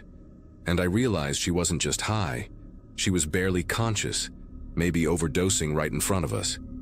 Stephanie was already running back to the truck, yelling that she was calling 911. But Josh grabbed her and said we couldn't call the cops because we'd been drinking and we'd all get arrested. We were arguing about what to do, our voices getting louder and more panicked, when I heard footsteps outside. Heavy boots on gravel, multiple sets coming from different directions. The generator sound cut out and everything went silent, except for those footsteps getting closer. I don't remember making the decision to hide. My body just moved on its own, pulling me deeper into the trailer, away from the door. Josh and Amber ducked down behind a couch that was leaking stuffing, and Kevin pressed himself against the wall near the bathroom. The woman on the floor didn't react at all, just kept staring at nothing with that slack expression. Then there were voices outside, men's voices, speaking in quick Spanish that I couldn't fully understand, but the tone was clear. They were angry about something. A flashlight beam swept through the open door and someone shouted, asking who was out there, who'd been in their property. The beam landed on Stephanie, who'd only made it halfway to the truck before the lights came on. She stood there like a deer on the highway, caught completely, and I watched through the grimy window as 3 men emerged from between the trailers. They weren't what I expected. No face tattoos or gang colors, just regular-looking guys in work clothes, the kind you'd see at any construction site or farm supply store. One of them had a pistol tucked into his waistband. He walked up to Stephanie and asked her real calm where her friends were. Said he knew she hadn't come alone because he'd seen the truck. She didn't answer, couldn't answer probably, and he grabbed her arm and started walking her toward the center of the circle, toward the other trailers we hadn't explored yet. That's when Josh made the stupidest decision of his life and ran out after her. He was yelling something about leaving her alone, about how we were just kids and we'd leave and never come back, but his voice cracked halfway through and it just sounded pathetic and desperate. The man with the gun didn't even hesitate. He pulled it out and pointed it at Josh's chest, told him to get on his knees right now or he'd put a hole in him. Josh dropped like his legs had been cut out from under him. Amber started crying next to me, these quiet hiccuping sobs she was trying to muffle with her hand, and I clamped my own hand over her mouth because I knew if they heard us, we were done. Through the window I watched as two more men appeared, one of them talking on a cell phone in rapid Spanish, and I caught enough words to understand they were calling someone, asking what to do about the kids who'd found the place. The man on the phone kept saying CC and nodding, and when he hung up, his face looked grim. He walked over to Josh and Stephanie and told them they were going to take a little walk, that if they cooperated, nobody had to get hurt. Josh asked what about his friends in the truck, lying badly, and the man smiled this thin smile and said they'd find them too, not to worry. They started walking, the two of them, toward the far side of the circle, toward trailers I now realized had been modified somehow, with metal reinforcements around the doors and windows that looked like bars. Kevin whispered that we had to run, right now while they were distracted, but I couldn't move. I was watching Josh and Stephanie being led away and my brain was screaming at me to do something, anything, but my body wouldn't respond. Then the woman on the floor behind us started making this horrible keening sound, this animal noise of pure distress, and one of the men heard it. He turned back toward our trailer and started walking, calling out to someone named Luis, saying he needed to check on the girl in number 7. That was us. We were in number 7. Amber bolted first, running out the back window that someone had left partially open, and Kevin went right after her. I should have followed immediately, but I hesitated for maybe 3 seconds, looking at that woman on the floor, who was clearly a prisoner here, clearly someone who needed help. And those 3 seconds cost me everything. The man came through the door just as I was climbing toward the window, and he grabbed my ankle and pulled hard. I hit the floor, and all the air went out of my lungs, and when I looked up, there was a different man standing over me, older than the others, with graying hair and these absolutely dead eyes. He said something in Spanish to the guy holding me, then switched to English and told me I'd made a very big mistake tonight. That they'd been running a good operation here for 2 years without problems, and now they had to figure out what to do with a bunch of nosy kids who couldn't mind their own business. They zip-tied my hands behind my back and walked me to one of the modified trailers, the one with the heaviest bars on the windows. Inside it was divided into compartments, these small rooms created with plywood walls that didn't reach the ceiling, and I could hear people in the other sections, breathing, shifting, someone crying softly. They shoved me into one of these rooms and the door had a padlock on the outside, just like that first trailer. The space was maybe 6 feet by 8 feet, with a thin mattress on the floor and a bucket in the corner that I didn't want to think about. There was sound insulation stapled to the walls, the kind you see in recording studios, which explained why nobody outside had ever heard anything from this place. Josh was in the compartment next to mine. I could hear him through the thin plywood, asking if I was okay, his voice shaking. Stephanie was somewhere further down, calling out for Amber and Kevin, begging them to get help. One of the men banged on the wall and told us to shut up or he'd give us something to really cry about. The hours that followed are the blurriest part of my memory. I know we were kept in those rooms while they decided what to do with us. I know they brought us water and these protein bars that tasted like cardboard, keeping us alive but barely. I know Josh tried to kick his door down at some point and they came in and beat him badly enough that he stopped making noise for a long time. What I learned later, after everything, was that Amber and Kevin had made it back to the highway. They'd run through that cornfield in complete darkness, getting cut up by the dried stalks, and flagged down a semi-truck around 3 in the morning.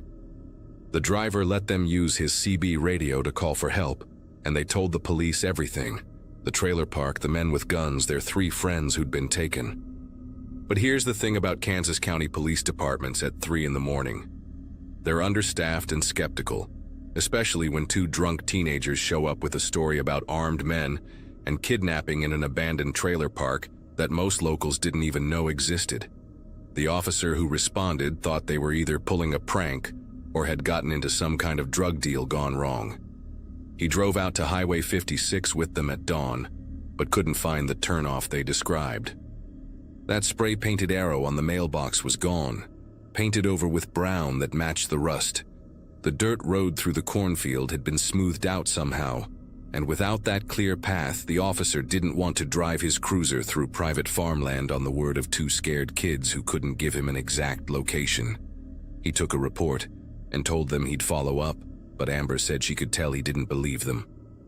It took 3 days and both sets of parents raising hell before the sheriff's department organized a real search, and by then we'd been moved.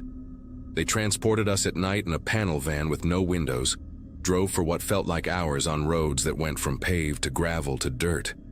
When they finally let us out, we were at a different location entirely, some kind of warehouse or industrial building that smelled like chemicals and had these huge ventilation fans running constantly. The operation was bigger than I'd understood. There were maybe 20 other people being held there, ranging from teenagers to people in their 40s, all in various states of withdrawal or sedation. I realized we'd stumbled into something way beyond a local drug operation. They were using people as mules, as labor, as leverage against family members who owed money. The man with the dead eyes, the one who seemed to be in charge, told us we'd work off our debt for trespassing and causing problems. He said we'd ruined a good setup and cost them money and having to relocate, so now we owed them. Josh kept insisting we were just kids, that our parents would pay whatever they wanted, but the man laughed and said our parents couldn't pay what we'd cost them. For weeks, maybe months, time stopped meaning anything in that place. We sorted pills, packaged powder into baggies, loaded and unloaded trucks that came in the middle of the night. They kept us compliant with just enough food to function and occasional doses of something that made everything feel far away and unimportant. Stephanie stopped talking after the first week. Josh tried to escape once and they broke 3 of his fingers as a lesson to the rest of us. The fragmented memories I have are mostly from this period. Days blending together, the constant noise of those ventilation fans, the chemical taste in my mouth that never went away. But I also remember the moment everything changed. A woman showed up one day, someone new they'd brought in, and she was different from the rest of us. She wasn't scared, she was angry, loudly, violently angry, screaming at the guards about a lawyer and her husband, and how people knew where she was. They tried to shut her up, but she wouldn't stop, and I think that's what finally brought attention to the place. Because 3 days after she arrived, I woke up to the sound of doors being smashed in and men in tactical gear yelling for everyone to get on the ground. Federal agents, it turned out, DEA and FBI. They'd been investigating the drug ring for over a year, but couldn't find their main distribution center until this woman, a county prosecutor's wife who'd been grabbed by mistake, a case of mistaken identity, went missing, and her husband tore apart every lead with resources we never had. They raided 4 locations simultaneously that morning in January, recovered 37 people total, and arrested 23 men connected to an operation that stretched from the Midwest to the East Coast. Josh, Stephanie, and I were separated immediately, taken to different hospitals, debriefed by so many different agencies that their faces all blur together now. My parents cried when they saw me, and I couldn't cry back. I'd forgotten how, somewhere in those months. The worst part was learning that Kevin had died 2 weeks after escaping. Carbon monoxide poisoning in his garage, his truck running, officially ruled an accident, but everyone who knew him understood what it really was. The guilt of leaving us behind had eaten him alive. They tell me I should feel lucky to be alive, that most people in situations like ours don't come home at all. The prosecutors used our testimony to put away the main operators for life, and the FBI shut down the entire network. That trailer park off Highway 56 was bulldozed within a month of our rescue. The whole area fenced off and turned into nothing, like it never existed at all. Josh moved to Colorado with his family right after the trials ended. I heard he's doing better now, working at a ski resort, trying to build a normal life. Stephanie's in intensive therapy somewhere on the East Coast. Her parents won't say where exactly. Amber finished high school online and left town the day she turned 18. I stayed because running felt like letting them win, even though I see that warehouse every time I close my eyes and smell those chemicals every time it rains. My high school graduating class walked in 2014 and I wasn't there. I was still doing physical therapy, still trying to remember how to be a person instead of just a body that follows orders. Sometimes people recognize me around town, the kid who survived that thing with the drug trailers, and they get this look like they want to ask questions but don't know how. I don't blame them. I wouldn't know what to ask either. The detectives say my fragmented memory is normal for trauma, that pieces might come back or they might not, and I should focus on moving forward instead of trying to reconstruct everything. But here's what I know for certain. There are more places like that warehouse out there. More operations running right now in spaces people drive past every day without noticing. And there are still people in those places, waiting for someone to stumble across them the way we did, hoping their luck turns out better than ours.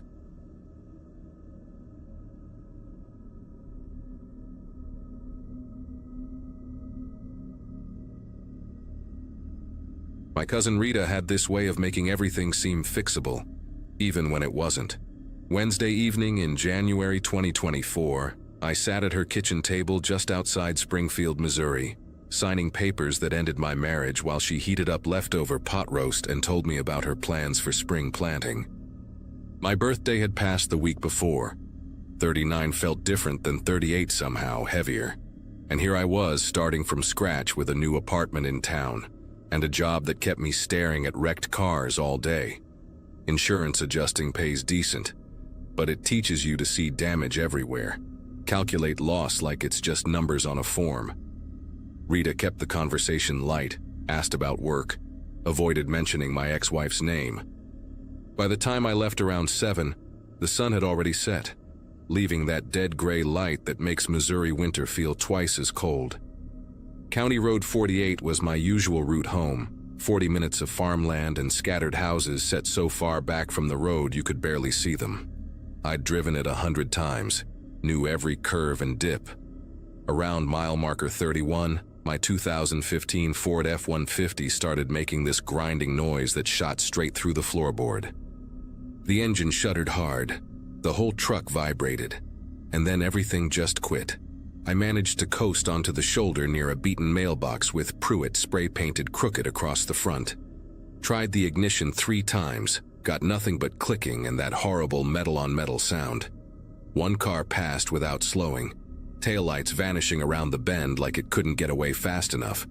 I pulled out my phone, saw 2 bars of signal, and searched for a tow truck. Most of the big companies showed wait times over an hour. Then I found Anchor Towing. Local number, promised 15-minute response, available all hours. I called, and a man answered so fast I barely heard it ring, his voice gravelly and worn, like he'd been waiting by the phone. He asked where I was, and I told him County Road 48, near the Pruitt mailbox at mile marker 31. He didn't ask for more details, didn't need the make and model of my truck, nothing about what was wrong with it. Just said, "Yeah, I know where that is. Be there in 10, and hung up before I could even say thanks. The whole call lasted maybe 20 seconds. I sat there in the cab, heater still blowing cold air because the engine was dead, and realized I hadn't asked about the price or what shop he was taking me to. But honestly, I just wanted to get home, peel off these clothes that still smelled like Rita's kitchen, and sleep for about 12 hours straight. The road stayed empty. No headlights in either direction. Just the wind pushing dead leaves across the asphalt, and the distant shape of a barn I could barely make out against the darkening sky. Then, headlights appeared from the direction I'd come. moving fast. Way faster than you'd expect a tow truck to move, especially on a road like this with all its turns. The lights swept around the bend, and I could see it wasn't one of those big professional rigs with the company name plastered across the side in bright letters. It was a Chevy Silverado, maybe early 2000s, dark blue or black, hard to tell in the fading light. It had a tow bar welded to the back and one of those yellow rotating beacons on the roof, the kind you can buy at any auto parts store and stick on with a magnet. On the driver's door was a decal, Anchor Towing, with an anchor symbol and a phone number, but it looked homemade, like someone had printed it on their computer and stuck it on with adhesive. The truck pulled up behind mine and the driver got out, leaving his headlights on so they lit up the whole scene in harsh white light that made everything look strange and flat. The guy who stepped out was tall, maybe 6'2", wearing a stained Carhartt jacket and jeans that had seen better days. His face was hard to make out with the headlights behind him, but I could see he was older, probably in his 50s, with a gray beard that needed trimming and a baseball cap pulled low. He walked up to my window, and I rolled it down, cold air rushing in. He smelled like cigarettes and motor oil, that combination every mechanic seems to carry around like cologne. "Engine's done, huh?" he said, not really asking. His voice was the same one from the phone, rough and flat, no warmth in it. I nodded and explained the grinding noise, how everything just died, and he listened without looking at me, his eyes scanning my truck like he was appraising it. When I finished talking, he just said, "I'll hook you up, take you to my shop. It's about 20 minutes from here, just off Highway 12. He didn't mention a price, didn't ask if I wanted to call anyone, didn't hand me a business card or a form to sign. He worked fast, moving around to the back of my truck with a chain that clanked loud in the quiet. I got out to watch, mostly because sitting in the cab doing nothing made me feel useless, and also because some part of me, the part that spends all day documenting accident scenes, wanted to see how he was rigging it up.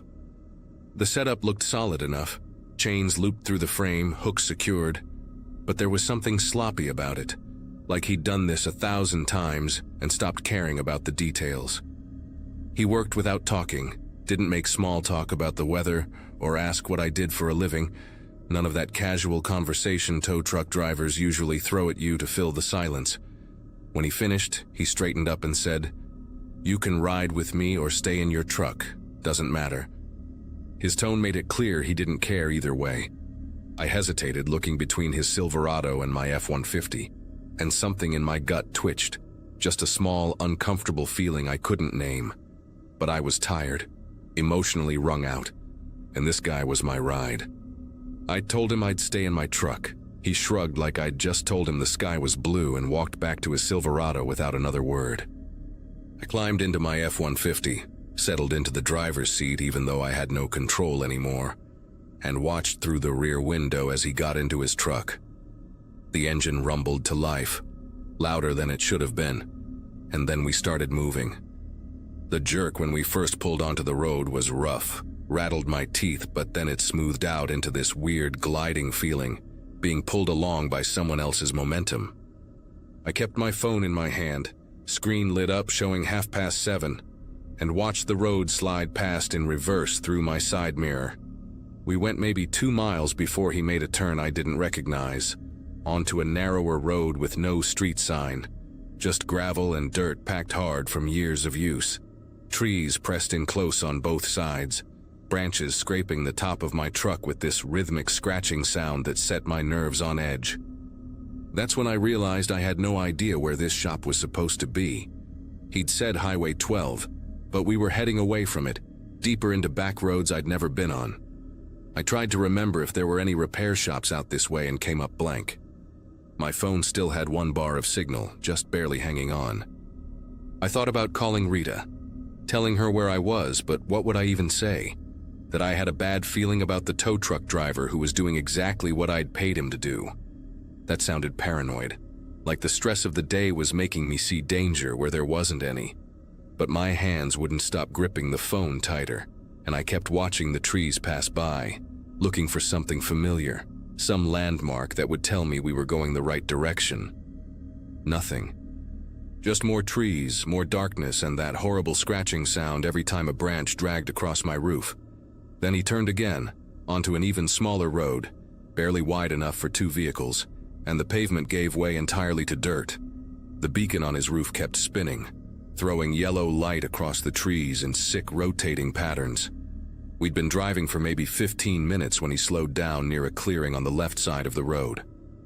Through the windshield, I could see the outline of a structure, maybe a shed or a small building, set back about 30 feet from the road. No lights on inside, no sign, nothing that looked like a legitimate repair shop. Just a dark shape against darker trees. My entire body went rigid. This wasn't right. None of this was right. He pulled to a stop and the Silverado's engine kept running, that rough idle vibrating through the chains into my truck. I watched him in the side mirror, saw him open his door and step out, moving toward the back where the chains were connected. Every instinct I had was screaming at me to do something, but I was hooked to his truck, couldn't drive away even if my engine worked. My phone showed no signal now, just an empty bar mocking me in the corner of the screen. I locked my doors, stupid, pointless, but it was all I could think to do. He appeared at my window, standing there in the yellow rotating light, and tapped on the glass with his knuckle. Not aggressive, just a casual tap, like he had all the time in the world. I didn't roll it down. Through the glass I could see his face clearly now, and there was something empty in his expression, mechanical, like he was going through motions he'd rehearsed. He said something I couldn't hear through the window, gestured toward the building. I shook my head, held up my phone, pointed at the screen showing no signal, then made a gesture like I was calling someone. Universal sign for, I'm not getting out. I have people who know where I am. Complete lie, but I sold it hard. His face didn't change. He stood there for what felt like 10 minutes but was probably 30 seconds, just staring at me through the glass. Then he did something I wasn't expecting. He pulled out his own phone, looked at it, put it back in his pocket and walked back to his truck without saying another word. I heard his door slam and then nothing happened. We just sat there, his engine running, my heart hammering so hard I could feel it in my throat. Then headlights appeared behind us, coming up the dirt road fast. A vehicle rounded the bend, high beams cutting through the darkness, and I've never been so relieved to see another human being in my entire life. It was a patrol car, county sheriff, and it pulled up maybe 20 feet behind the Silverado with its lights going. A deputy got out, flashlight in hand, and walked up to the driver's side of the tow truck.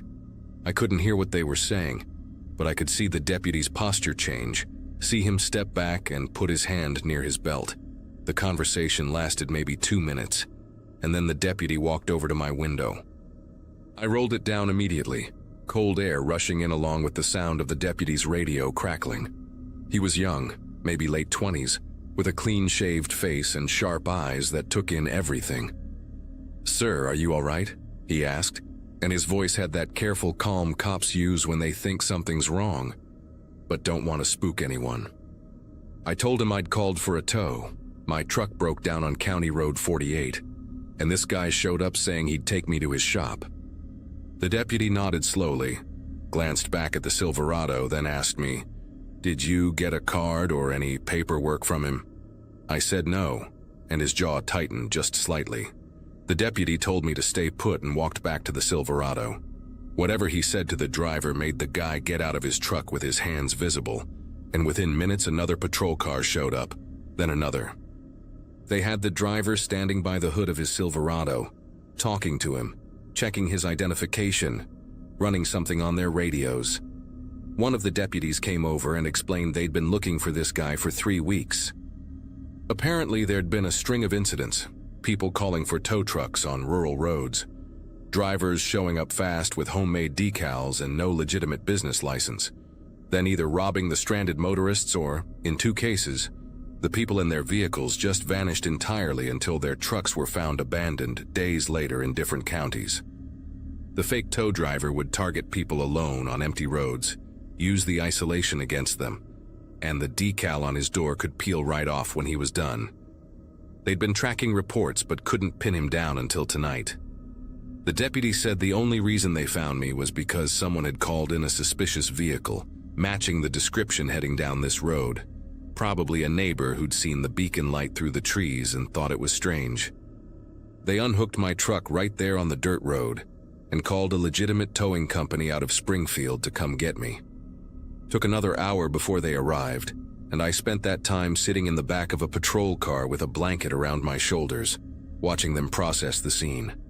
The building in the clearing turned out to be an abandoned hunting cabin. Nothing inside but some old furniture and evidence of other people having been there recently. Rope, duct tape, a toolbox. The deputy who'd found me said I'd gotten lucky in ways I probably didn't fully understand yet. That staying in my truck and refusing to get out had likely saved my life. When the real tow truck finally showed up, a bright red rig with the company name in huge letters and a driver who had paperwork and a business card, and asked me a dozen questions about my insurance, I felt like I could breathe again. They took me and my F-150 to a shop in town, and I called Rita from there around midnight to tell her what happened. She cried, which made me realize how close I'd actually come to not making that call at all. The guy they arrested turned out to have a record: assault, theft, a bunch of other charges going back years. I had to give a statement to the police, went through the whole thing again in detail, and they told me I'd probably have to testify if it went to trial. I said I would, absolutely, whatever they needed. That was 3 months ago now, and I still won't drive County Road 48 at night. Still check the credentials of any service person before they touch my vehicle. Still get a knot in my chest when I see a tow truck beacon spinning in the dark.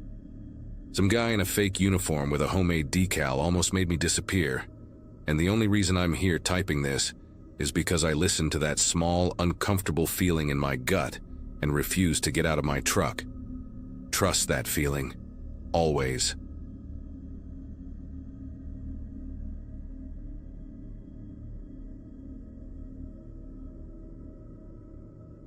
Folks around our town always said the bridge at Mason Creek had a bad feeling to it. It sits about 3 miles past the diner where I work, tucked behind a patch of pine trees and fog that never really lifts.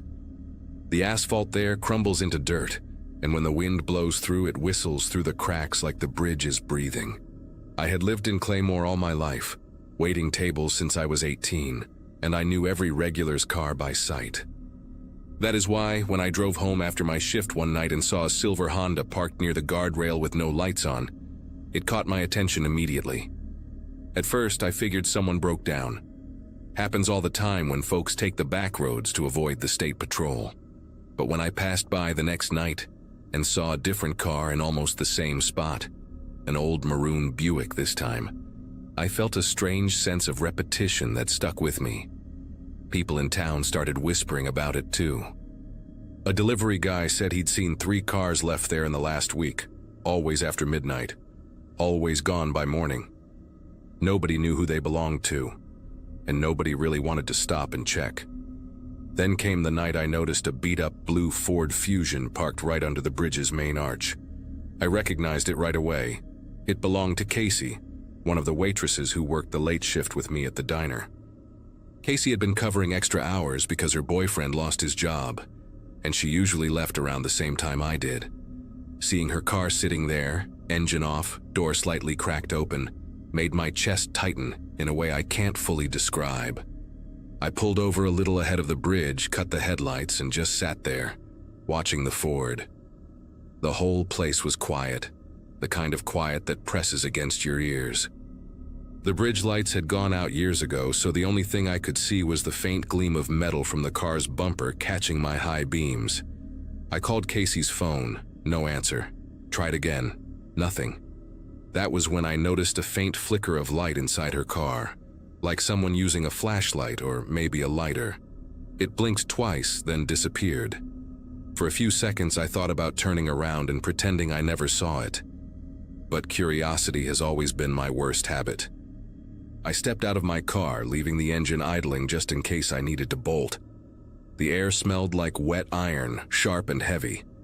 My shoes crunched against the gravel as I moved closer to Casey's car, calling her name softly. No answer. I peeked through the driver's window and saw her purse still on the seat, Her phone face down beside it, the screen cracked. But the back seat was empty. That small light I'd seen earlier wasn't there anymore, and the silence felt deeper, as if the woods had stopped breathing too. Something about that bridge always messed with radios, but I had my work walkie-talkie in my apron pocket from the diner. It wasn't meant for long distance, yet a faint voice came through when I turned it on. Static first, then a man's voice. Steady, low, like he was talking right next to my ear. "You out here too?" he said. I froze in place, listening. The signal hissed, then he spoke again. "Bridge is quiet tonight, just the way I like it." His tone was calm, almost conversational, which somehow made it worse. I backed away from the car, keeping my eyes on the dark stretch of bridge ahead. There were faint tire marks near the guardrail, fresh ones that hadn't been there before. That was when I heard it. The slow grind of a diesel engine starting somewhere beyond the trees. The kind of deep rumble you feel in your ribs. The sound echoed under the bridge, bouncing around like it had nowhere else to go. I crouched behind Casey's car, heart hammering, and watched as a semi-truck's headlights blinked on in the distance. It crept forward like it was stalking something. The driver never used the horn, never flashed the brights, just rolled closer until the grille reflected in the water beneath the bridge. I caught a glimpse of the trailer's paint, dull red with peeling white letters that might have once spelled a company name. I remember thinking that whoever was behind that wheel wasn't just passing through. They were waiting. The truck stopped in the middle of the bridge, its headlights dimmed, leaving everything bathed in weak moonlight. A voice crackled through my walkie again. Same man, same calm tone. "She came out to meet me, you know. Said she heard me calling." My chest tightened. Casey had told me once she liked to listen to old CB channels while closing up the diner. Said they made the drive home less lonely. The man kept talking, describing her hair, her voice, how she sounded scared when she realized there was no signal down here. I wanted to run, but my legs wouldn't move fast enough. Then the truck's door opened. I could see the driver's outline against the cab light, broad shoulders, baseball cap, face hidden by shadow. He leaned out and tossed something over the bridge rail. It hit the water with a soft splash. I felt my throat close up. The radio clicked again, quieter now. Sometimes they answer, sometimes they don't. His engine roared back to life, and the truck rolled off into the trees, taillights fading until the night swallowed them whole. I didn't go to the police until morning. When they checked the bridge, they found Casey's phone, the same one I'd seen in her car, shattered near the guardrail. They said the signal from her last call had bounced off an unregistered frequency, one the highway patrol hadn't used in decades. A few weeks later, they traced similar disappearances to truck stops along the interstate, each near a bridge, each victim last heard talking on CB channels no one was supposed to be using anymore.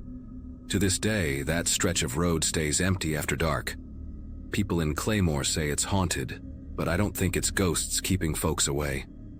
Sometimes late at night, the diner's radio picks up faint chatter from a channel that shouldn't exist. Just a man's voice, clear as if he's sitting at the counter.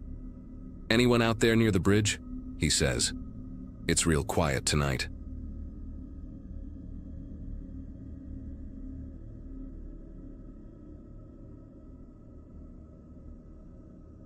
Classes had been exhausting that semester, and I was desperate for a quiet weekend to make some money. When my roommate mentioned a family who needed a babysitter for 2 nights, it felt like a perfect break from the campus chaos. The family lived in a tidy 2-story house on the edge of a small Oregon town. Quiet, tree-lined streets where everyone seemed to know each other. The mother, Erin, met me at the door with the kind of warmth that felt practiced, but not unkind. Her husband, Patrick, was supposedly leaving that evening for a business trip to Portland, and the 2 kids, Max and Lily, were already in their pajamas when I arrived. Erin gave me a quick tour of the house, moving a little too fast through each room, pointing out the snacks, the camera monitors, the back door, the alarm code. She kept saying how much she appreciated me coming on short notice. Her voice trembled just slightly when she mentioned Patrick's trip, but I brushed it off as exhaustion. Before she left, she kissed both kids on the forehead, reminded me not to open the door for anyone, and promised to be back by late morning. When the door clicked shut, the silence in that big house felt heavier than it should have. The night started out fine. Max and Lily were good kids, restless but polite. We played a board game, watched an old animated movie, and they fell asleep by 9. After cleaning up the living room, I sat in the kitchen with a cup of tea, scrolling through my phone, while the soft hum of the refrigerator filled the silence. The only light came from the little night bulb over the sink, making everything look faded and distant. The house felt peaceful, almost too still, like it was waiting for something. Around midnight, the first knock came. 3 dull taps on the back door, slow and deliberate. I figured it might be a neighbor, someone who had noticed Aaron's car gone and wanted to check in. Still, something in the rhythm of those knocks made me hesitate. I opened the kitchen tablet to check the porch camera. The grainy feed lit up, and I swear my breath caught when I saw the man on the screen. Patrick, standing there in the cold, his face lit by the porch light. At first I thought maybe the trip had been canceled, but something about the way he stood there, completely still, staring straight into the camera, made my throat tighten. He wasn't knocking anymore, just standing in the same position, his hands at his sides. The porch light flickered once, and the feed glitched for half a second. When it came back, he was gone. I remember walking to the door and checking the lock twice before stepping back and texting Erin. No answer. Then I called her. Straight to voicemail. A few minutes later, a soft scratching sound came from the side of the house, like branches scraping the siding, except there were no trees close enough for that. I turned off the kitchen light to get a clearer view through the window. Outside, the yard looked empty. The swing set in the corner moved slightly, just enough to catch the light. I could not tell if it was the wind or something else. I told myself I was being paranoid. Still, I grabbed the house phone. Yes, an actual landline, and kept it next to me. When the knocks started again, they were louder, faster. The kids upstairs began to stir. I heard Max's small voice call out, asking if everything was okay. I lied and told him it was just a neighbor. My voice must have sounded wrong because he came to the top of the stairs, clutching a blanket. I told him to stay with his sister, locked the kitchen door again, and turned the deadbolt twice. Then I checked the camera feed one more time. Patrick was back.